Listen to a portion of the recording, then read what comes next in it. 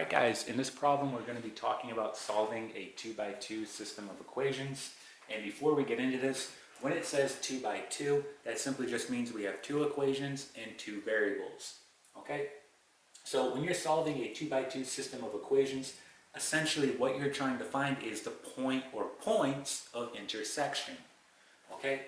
And there's a couple of ways we can solve a system of equations. We can use substitution or elimination. Now, for this first example, we're going to use substitution, and then for the second example, we'll use elimination. All right, so we'll be able to practice both methods here. So looking at what we have here, we have two equations, right? And we said that we're going to use substitution here. So what I'm going to do, I'm going to go ahead and label both of these equations. This will be equation 1, and this will be equation 2. Okay, that way it's easier to reference. So I'm going to go ahead and just write out equation 1. We have y equals 2x plus 3. Okay, and now I'm going to use substitution here, meaning if I look at equation 2, I also have y equals, and then I have minus 3x minus 2. Right? So wherever I see a y, I'm going to go ahead and plug this guy in. And essentially when I do that, I'll just have x as a variable, and I'll be able to solve for x. And that x variable is going to give me the x value of where they are intersecting or crossing, right? And once I have that x value, I can simply plug it back into either equation 1 or equation 2, it does not matter, and I can get the y value. And that will be the point of intersection, and again, that's solving a system of equations. So let's go ahead and do that. So here's my y, so I'm going to go ahead and plug in a negative 3x minus 2 equal to, we have 2x plus 3. So this is simply just solving an equation now. We're going to move the variable over to one side. So let's minus 2x here, minus 2x. We're going to get negative 5x here. And let's go ahead and get rid of this negative 2. So we're going to add 2 on both sides. Right? This will cancel. We got 3 plus 2, that gives us 5. Right? Our last step, we just want to divide by a negative 5. Okay, this cancels. And we can see here that x is going to be equal to negative 1. So x equals negative 1 here. Now that we have our x value, we can simply plug it back into equation 1 or 2, and we can solve for y. So let's go ahead and do that. So let's erase this work here. And essentially, you want to pick the easier of the two equations, so whatever one's going to require less work. Again, they're both pretty standard here because they're both linear. So I'll just go ahead and pick equation 1. So let's go ahead and do this. We're going to have y equals 2.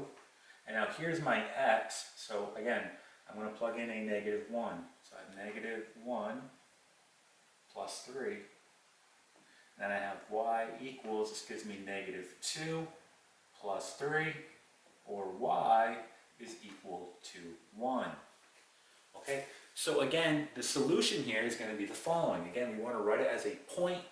Okay, so we write a point as x, y, right? So our solution here is going to be the following. We're going to have negative 1, comma 1, right?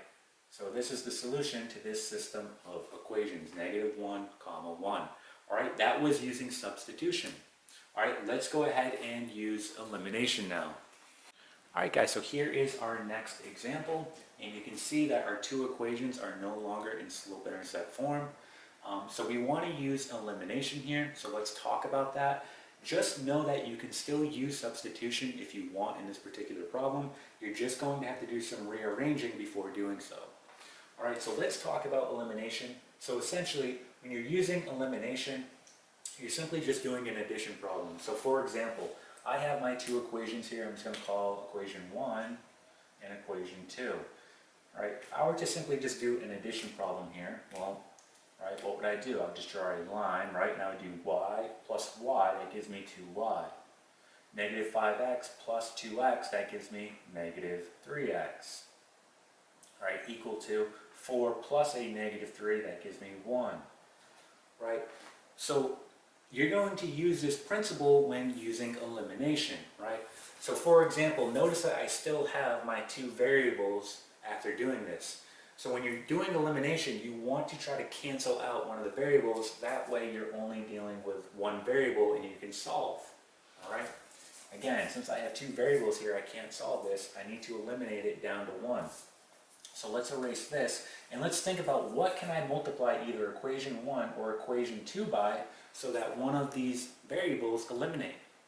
So if you look at either 1 or 2, if I multiply them, either one, by -1, well, the y's will cancel, right? So it doesn't matter which one in this case. You could do 1 or 2. I'll just do 1. So I'm going to multiply equation 1 by a -1. Now just remember, you have to multiply all your terms here. We're dealing with an equation, so we need to balance it out. So again, what you do to one side, you have to do to the other. So let's go ahead and do that. So I'm going to do -1 times y. That gives me -y. I'm going to do -1 times a -5x. That gives me +5x. And then I'm going to do -1 times 4. That's going to give me -4. Okay. So at this point, here is our new equation, right? And let's write equation 2 right underneath it. So we have y plus 2x equal to -3. All right, and now we're going to do that same addition problem like we did in the beginning. All right, so let's draw our line underneath. And now we can see that, oh, well, my y's are going to naturally cancel here, right? A -y and a +y naturally cancels. That's what we want. We want to eliminate one of the variables. Okay, hence why they call it the elimination method. So we're going to do 5x plus 2x now, and that's going to give us 7x. And then -4 and a -3 make -7. All right, our last step, we want to divide by 7. Okay, and we can see here that x is going to be equal to -1. So let's go ahead and record that. X equals -1. Okay, so just like in the first example, now that we have that x value, we can go ahead and plug it back into any of the two original equations, either this guy or this guy. It does not matter. Again, you want to try to pick the easier of the two. Again, since we're dealing with linear equations here, it doesn't really matter. I'll just go ahead and plug it into 2, and I'll get my y value now. So let's go ahead and erase this. So plugging it into equation 2, we're going to get the following. We're going to get y plus 2. Now here's my x, so I'm plugging in a -1 equal to -3. Okay, let's go ahead and just do this out now. So we have y. This is going to give me -2 equal to -3. Our last step, we want to add 2 on both sides. Okay, so we can see here that y is going to be equal to -1. So y equals -1. Again, we want to write it as a point. Again, when we solve a system of equations, we're essentially finding where they're intersecting, the point of intersection. So writing it as a point, we're going to have the following. We have -1, comma, -1, right? This is going to be your final solution here. Okay, so that's how you can use both substitution and elimination to solve a 2x2 system of equations.